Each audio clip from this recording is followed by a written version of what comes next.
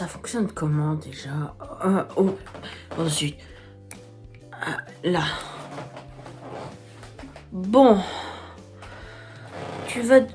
Toi, tu vas devenir mon nouveau grimoire. Mais mon grimoire numérique.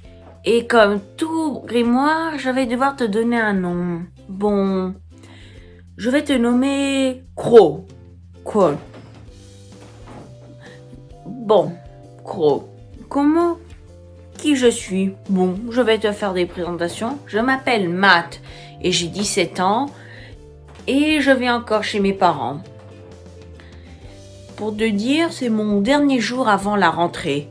Certains diraient « Ah non, c'est pas cool », mais pour de vrai, j'ai plutôt hâte. En fait, je me sens plutôt comme étant un chien qui saute sur un os tellement qu'il est excité. Et aussi, j'ai hâte de retourner à l'école parce que je vais revoir mes amis. Mais il n'y a pas que ça. Il y a un nouveau cours qui va arriver sur l'histoire des symboles. Alors, t'imagines que j'ai hâte un peu. Et après tout, qu'est-ce qui pourrait mal arriver? On est en 2019. C'est quoi le mal qui pourrait arriver? Bon, il faut que je te laisse et bye. J'espère qu'on va se reparler.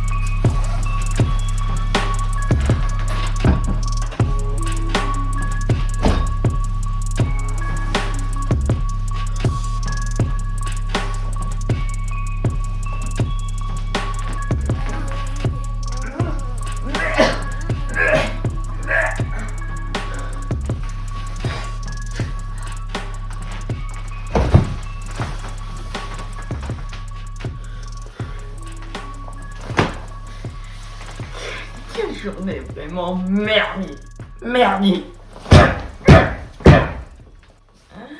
Vous aimez ça, les spectateurs? Vous aimez regarder sur votre canapé bien au chaud, à manger des cochonneries, hein? Et vous dire que rien ne vous arrivera puisque vous êtes de l'autre côté de l'écran. Mais sachez, je peux peut-être pas vous atteindre physiquement, mais psychologiquement, je le peux.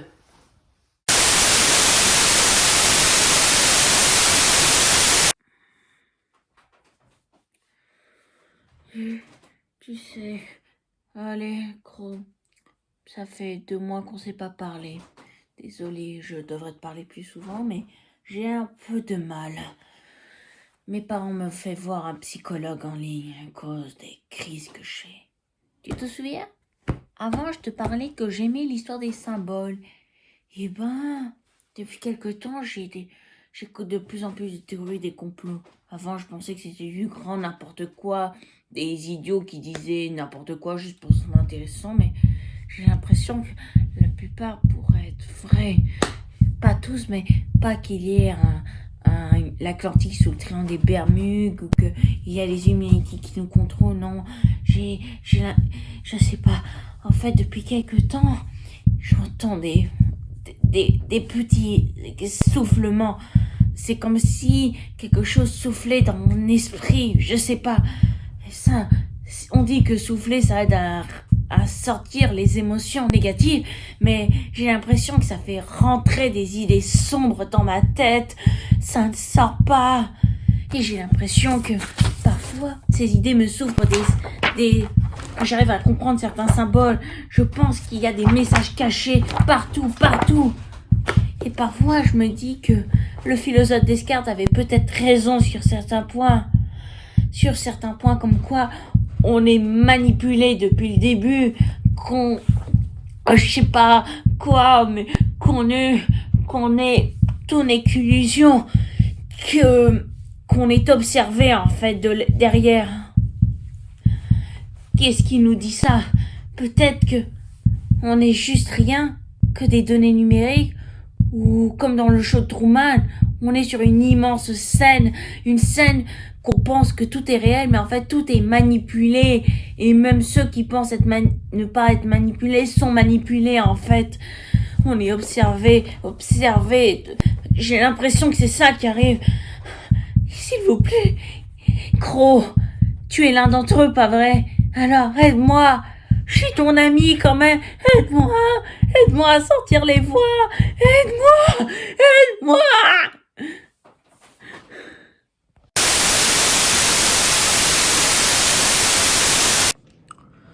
Crow, me revoilà.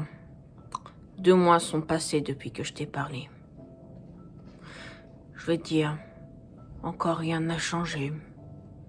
J'ai l'impression que je m'enfonce lentement, très lentement. D'un côté, j'ai la voix de la raison qui parle, et de l'autre, la voix de la folie. J'ai l'impression qu'elle crie dans ma tête. Elle me submerge. Je ne peux rien faire pour les en empêcher, rien du tout. Mais qui devrais-je écouter? La voix de la raison? Cette raison qui est imposée par notre société pour dire non, il faut pas faire ci, il faut pas faire ça. Ou la voix de la folie qui est notre nature primaire? Qui devrais-je écouter selon toi? Tu sais quoi? J'ai envie d'écouter la voix de la folie. J'ai envie de revenir à l'état naturel. Car, peu importe le choix que je fais, ça va plaire aux spectateurs. Ils veulent voir ça, ce dilemme. Ils aiment voir ça, Crow. Et je veux que tu leur envoies ce message. Je sais où est-ce qu'il se trouve. Vous êtes derrière la lune. Cette lune. En fait, vous êtes plutôt de la face cachée de la lune. Vous vous cachez là, à nous observer comme des bêtes, nous voir tomber dans la folie, les conflits, ça vous amuse. Mais vous n'êtes pas supérieur. Vous faites combler un manque, car vous vous ennuyez tellement, vous servez à rien. Mais au fond, et ça vous amuse de nous voir nous battre. Pas vrai? Pour combler votre misérable existence. Je vais vous dire, je peux peut-être pas vous atteindre, mais mes larmes, je laisse une larme, une goutte de lune, rien que pour vous. Mais je ne la montrerai pas devant cet écran, jamais. Vous n'aurez qu'à l'imaginer. Bon, j'essaierai de vous atteindre, et croyez-moi, je vous atteindrai, et quand vous me verrez, je ne serai pas derrière un écran, jamais.